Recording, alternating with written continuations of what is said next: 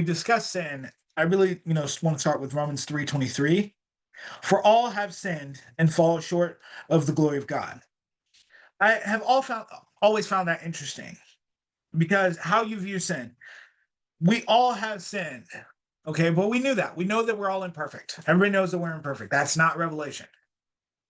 But we all fall short of the glory of God. So falling short means that there was a goal, there was an obstacle, there was a standard there. The glory of God is the standard, and the glory of God is absolute perfection, which is like for me, I can't even imagine because perfection to me still seems not attainable. However, that's the standard. We should be striving towards that area, And so when you think of how you view sin, how you think about sin, the first thing we never do is put the standard that high. We never look at the standard up there. Like, you know what? We always like try to put the standard by our feet somewhere.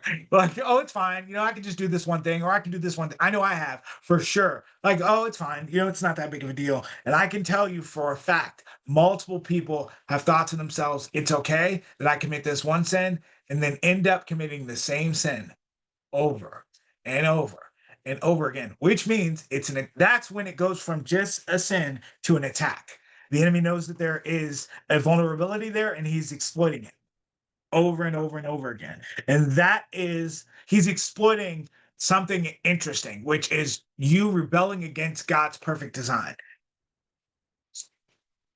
Has anybody ever put any thought, just yes or no, into what God's perfect design is? Like, what is his perfect design? Is it just that everybody walk around and never do anything wrong? What's his perfect design? Has anybody ever thought about that? Choose him. Interesting. So God's perfect design in our imperfection is for us to identify our imperfections, know that we're imperfect, and rebel against those things.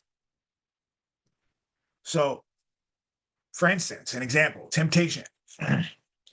I stay away from movies where there's lots of smoking because I used to smoke.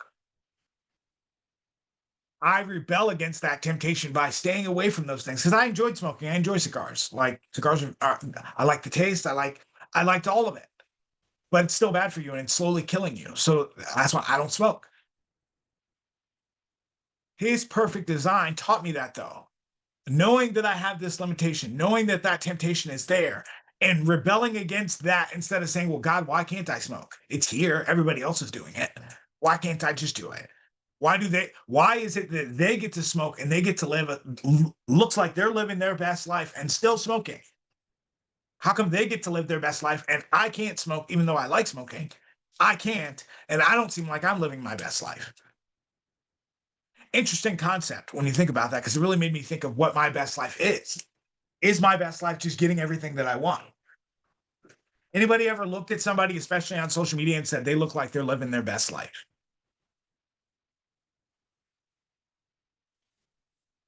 So, what is the concept of your best life?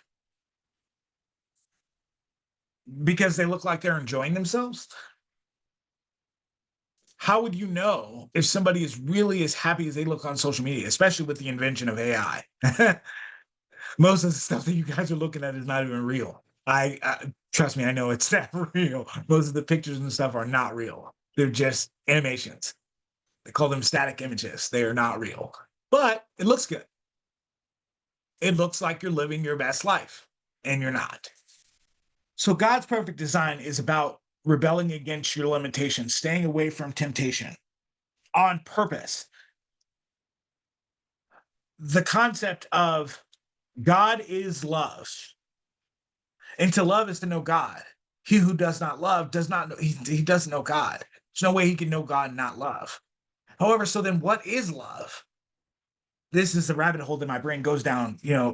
For you structured people, you guys know what a rabbit hole is. This is the rabbit hole that my brain goes down. What is love then? If I'm supposed to know love in order to know God, then what is love? Love is the ability to have free will and choose to love anyway. Love is to say, yeah, rabbit hole, so fun and so not. Love is the ability to say, I can choose to hate, but I choose to love anyway. I can choose to be petty. I can choose to be mean. I can choose to be nasty. I can choose to be frustrated. I can choose to be manipulative. I can choose frustration. I can choose all these nasty things, but instead I choose to be loving anyway. That's love. That's how you know God. That's how you get closer to God. I know for a fact, me personally, one of the God forgives, I don't. I didn't want to forgive. The idea of it almost seemed like a weakness. The idea that I needed to forgive other people that were not going to forgive me.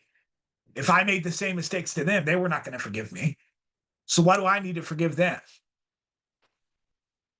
Showing love has brought me closer to God and knowing the things that God and his faithfulness and his path and the two extra kids and my beautiful marriage and all of these things that have happened have come from knowing God and getting closer to God. And that came from knowing what love is. Love is the exercise of your free will to avoid temptation by choice, by knowing temptation.